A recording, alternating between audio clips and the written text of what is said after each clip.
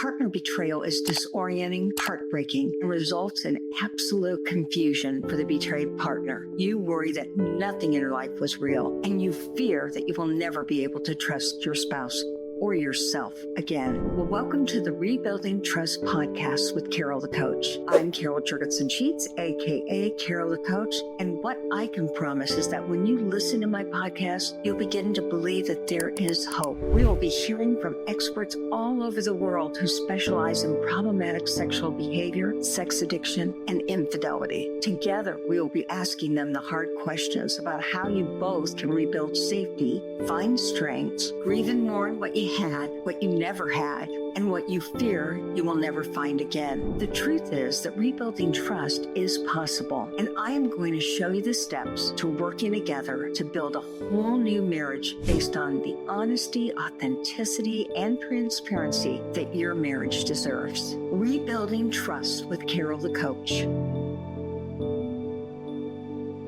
Hi, I'm Carol Jurgensen-Sheets, aka Carol the Coach, and I got to tell you, this might be a little rough because I'm learning a new podcast platform. But I thought today I'd talk to you about the 5 domains of post-traumatic growth. But to do that, I really want to talk about the 3 phases of partner betrayal according to Ercom. When a couple comes in, they're in crisis. And we have to help the crisis management phase of partner betrayal by seeking safety and stabilization for the couple. Well, to do that, the betrayer has to work on his or her sobriety. Let's just call it a him. We get him into recovery. We talk about recovery tools.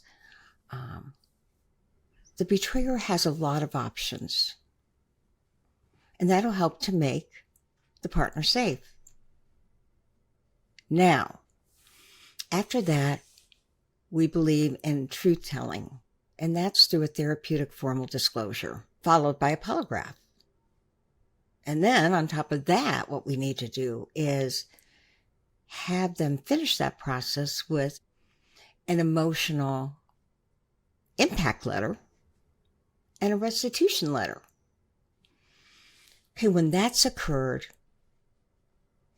then we're all ready to teach relational skills that will really help. And it's at that point, when you're working on those relational skills, you may want to have a counselor or a coach begin to interject skills that will also point you towards post-traumatic growth. Now, the 5 domains of post-traumatic growth are simple. You know, Tedeschi and Calhoun, who were research pioneers in the field of post-traumatic growth, interviewed people that have been through horrendous things like you as a couple have. And even worse, they interviewed Holocaust victims, or I should say survivors. They interviewed people that had lost kids, people who had been combat veterans. Really hard, difficult things. And what they found was that they really, as they were interviewed, discovered that these people had 5 characteristics that actually made them feel stronger as a result of the crisis, the trauma, the stress, post-traumatic stress. And those 5 things were the following. I want you to get a piece of paper and write them down. So those 5 things were that those people reflected that they had a deeper appreciation for life. You know, they didn't take life for granted, and they didn't take people for granted in their life. And I know that you have a new appreciation for yourself and for your partner, your spouse. Now, secondly, the people that went through the trauma also felt like they did a better job of relating to people. They saw people differently and they reached out to them. They wanted to help them. They were more empathetic. That's a pretty important thing. The third relational thing that they learned about themselves is they could identify their own personal strengths. They knew who they were. And so they were able to say, you know what? As a result of this trauma, I am stronger, I'm more resilient, I'm more empathetic, more determined, more tenacious. And the list goes on and on. So I'm going to ask you, what are your strengths? What do you believe about yourself that may have changed or gotten stronger, even though we never would have wished this on you? Ever, ever, ever.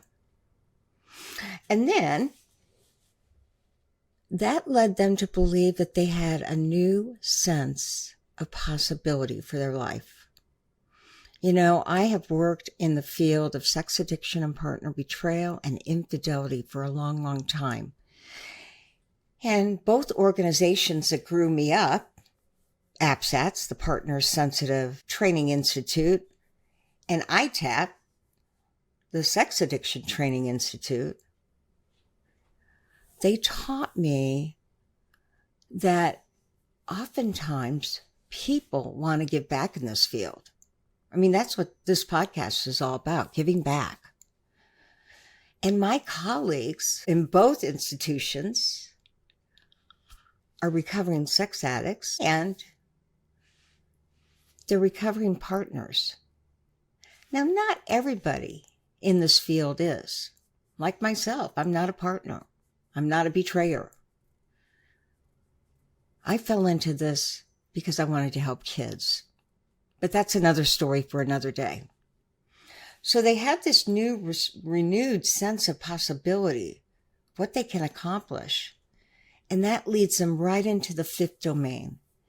And that is that they have a greater sense of their own spirituality and their own relationship to the universe. So those are the 5 domains. And I want you to think about, are you seeing any of those domains occur in your life, whether you are the betrayer or the betrayed? I'm Carol Jurgensen-Sheets. They call me Carol the Coach. And I am so glad you're here with me today. We'll see you soon for another kind of psychoeducational podcast with and without guests. Sometimes it's just me alone. But sometimes I get incredibly fascinating guests that not only teach you, but they teach me.